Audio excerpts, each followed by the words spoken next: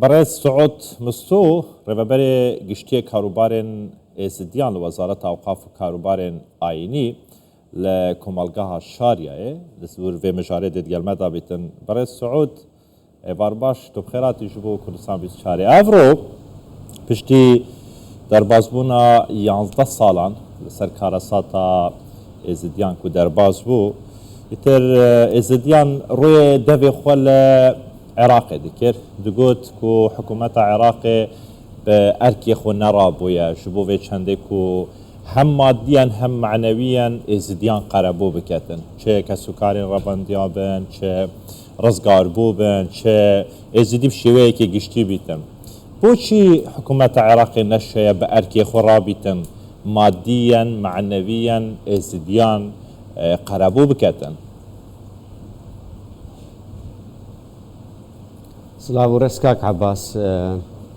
الساليا دا يازديا كومال كوجيا ازديام سر رزو احترامي بو حمو قربانيين كومال كوجيا ازدياد جمينين وابو رسر روز احترامي بوان پشمرگين قهرمانين كوگياني خو گوري و بزاوي كري كو هتا قاريا ابدو قناغا شنگاري رزگار كنم سرپرشتيا سروك مسعود بارزاني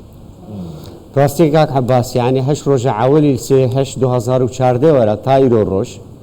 نملف آوارابونه نملف قربو کرنا یا زیان پکفتیا و کمالگاه ازدی نملف آسایی کرنا وضع شنگاری کو خلق زمینه خوش بتن کو بزفرت سرجواره خو و نملف آسایی کو دادگاه بیتا درست کرن کو خلقک بیتا دادگاه کرن سروان توانن مزنن کمالکوجی در حق کمالگاه ازدی کرین کو و هموشک پنگاون پراکتیکن کو کمالگاه ازدی پیوستی پیا کو برینتوان حتی حد کی بنا درمان کرن کو جاره کدی بر بجیانه کا نورمال چن مخابن بشانس ما عراق دولتك لاوازش روی سازیاوه بترجی بریاره کا ناوندی وات عراق داهی و هیچ اراده که سیاسی اوسر 11 ساله هیچ گرفته که ازدیاد هم ندیده کو چاره کتن يعني نتهلتن حكومة هرما كردستان بوي أركي رابطن وأفا سرياز صالة حمو أو زحمتي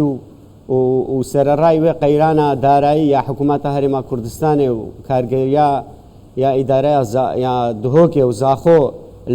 ترى درباز بن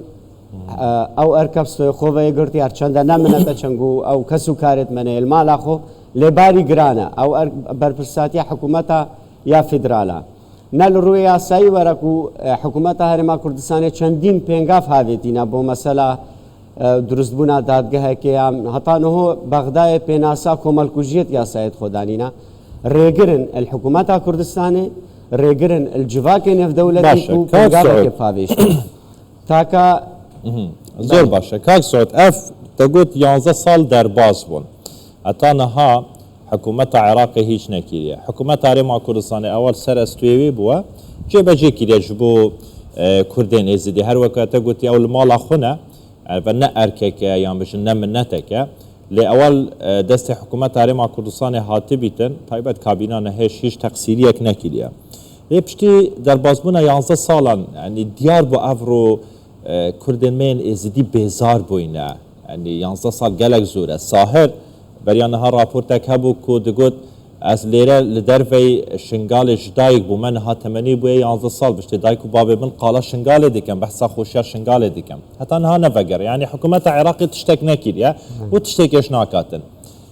الترناتیف چیه یعنی بدیل چیه هین دوی چه بکن وکه کساتین ایزدی به همانگی دیگل حکومت هرما کردستان دیگل رواندا کردی لدرو لأوروپای شبو به چندی لوبیه که دروز بکن والله هم وقت پیام سرکردات یا سیاسی بتایبت که جناب سروک مسعود بارزانی و هم استراتژیات حکومت هرما کردستان و کابینه و رزدار مسعود بارزانی و هم سروک هرما کردستان که نچیروان بارزانی اوسر 11 ساله بردوام یعنی بانگوازی و کار کردیا بو هنده کو روش آسایی بتر شنگاری و خلک ما زفرنا سرجی و واره خو ما شو بديل الدين براستيكا كعباس ديسا ام ند به هیوی نجیانه و ازدی کۆمەلگەها کا خۆڕاگرا و ام دەستاش ئاخا خۆبەرنادەین دەستاش ئۆلا خۆبەرنادەین دەستاش دابوونەریتێت خۆبەرنادەین ئەم وەک حکوومەتە هەوێما کوردستانی ملل کۆمەلگەها ئێزدی هەم جەنابی میری و چوفاتە ڕوحانی و سەرکرداتیا کۆمەڵایەتی و یا سیاسیە ئێزدیا ئەمە دێت وێ بزاوێ و خەباتێ دابین کە ڕاستی ئەم بە هیوا بووینەش بەغدایە کە نایەتە سەر ڕێیە ڕاستیش يعني ما بس تعمل هذا كاك سعود نردت خلك كيدي تدي بيشان وكي زدي والله ما ام بي بوينش بغدا يعني بشتي 11 سالان بغدا تشتكي ناكتن جبو ازديان قربو ناكتن كو اركيوان دستوري قانونيه ازديان قربو بكتن چ ماديا چ معنويا اسايكنا شنغاله 2020 ركفنامه يقدنا برا بغدا هوليره هاتيه موركرن جبو اسايكنا شنغاله لجر چاوديران توين يگرتي يكتيا اوروبا لهاتانا هات تشتك نكيريا روشا شنغالي اساي نكيريا يزيدي قربو نكينيا ما باسا من افيا يعني بديل الترناتيفي واتشي جبو فيكي هنگ لوبيا كي دروز بكن لسر حكومة العراق لسر موان يعني كدنافا عراقي دا بالادستن يترش حكومات بيتن يانجو بيجن دولة عميق بدنافا حكومة العراق دا ام سرختين كاك عباس هم حكومتها هرما كردستان الجلجواكي ازدي الجلجواكي نف دولتي شي ام خوش وك يعني بوستكي اداره حكومتها هرما كردستان يكونوا نراتيا كومالغا ازديد كتن ام سرختين هم قال حكومتها هرما كردستاني هم القلوان قنصلو بعثيات وفودت دبلوماسيه نوتشن الهرما كردستان هم او چالاكين منج درفا ونراتيا هرما كردستاني زیدباری سازین ازدیا پراستیش روله کی گله کی باش بینش در وی ولاتی هم اروپا هم امریکا و در انجامش او بنکو تقریبا 13 ولات الدنيا القال هرما كردستان دام بدام كمل كوجيا ازدیا کریا ارك حکومت بغداد الجور دستور عراق الماده 132 كقربو كرنا خلق كمالجها ازدي استوي حكومت بغداد دايا ام حمو هولت خو بخيناغار وفشار الحكومات بغداد كان بربرسات ياوية مسؤوليات ياوية يعني بونمونا جنابته بحث كرشك او ركفنامه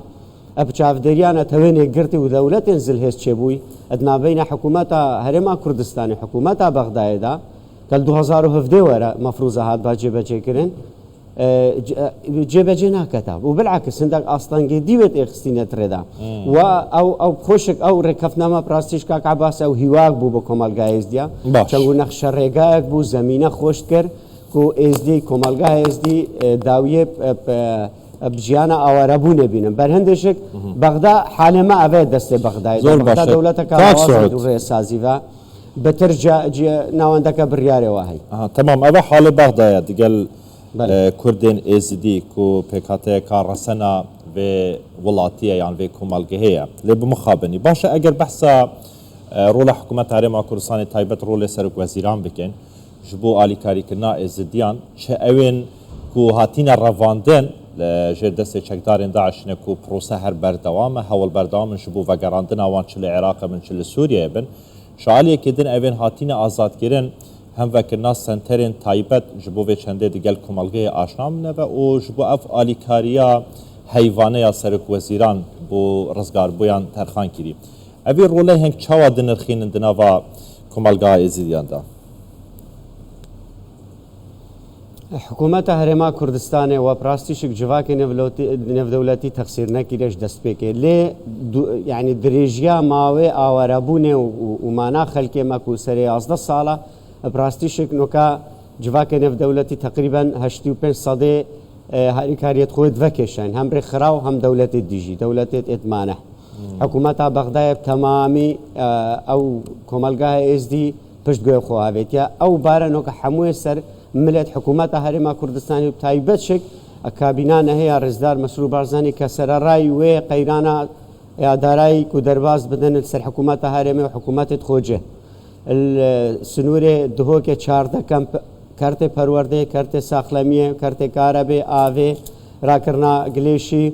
اداره کرنا جیانوان یا داخلی کم په حموبست خوب ورگرتیا اوش دست داعش نوکا قرطال بن منحكة تايبت واهي نزيكي 3500 كس مفادارن شوين منحكة في قيرانا دارايدا باريوان يجياني قلق آسانت كتن اف بريارا داوية جنابي رزدار مسرور بارزانی کە هەموو ئاسانکاری بۆ خوندنێ بێتەکردن زاکۆم پەیمانگەهێن ئەن کوردستانی ئەوە هەموو یعنی کوردستان و حکوومەتە کوردستانێ و خەلکێ کوردستانێ درێغی نەکردە ڕاستە نەمنەتە بەس عمق استراتیجیە کۆمەلگای ئێزدی هەرێما کوردستانێ پراستیشک ئەکەم ما کوردستان نەبا مە حکوومەتە هەرێما کوردستانێ نەبا ما خەلکێ کوردستانی شەرەفەت نەبا پشەوەکی گشتی و تایبەت شکێ بەهدینان یعنی وەکی هەموو جارێتی فرمام سەرێ کۆمەلگای ئێزدی هاتن ڕەوش دێ گەلە خراپتر بە کاک عەباس شکر بە خودەکەینەوە کوردستان وای مە قیادا سیاسی وای ما سەرۆک وەزیرانە هەی مە حکوومەتێک وە هەی مە خەلکێکی شەرەفمەندی ملێ خۆدایە بەر ئێش و ئازارێت خەلکێ ما کە بارێ مە سفکری پراست هەر بژیت بەڕێز سەعود مستۆ یاساناس و ڕێبەبەری گشتەی کاروبارێن ئێزدیان لە وەزارەتە ئەوقاف و کاروبارێن ئاینی لە کۆمەلگا شاریەت گەلمە بووی گەلێکی سوپاسین هەر هەبن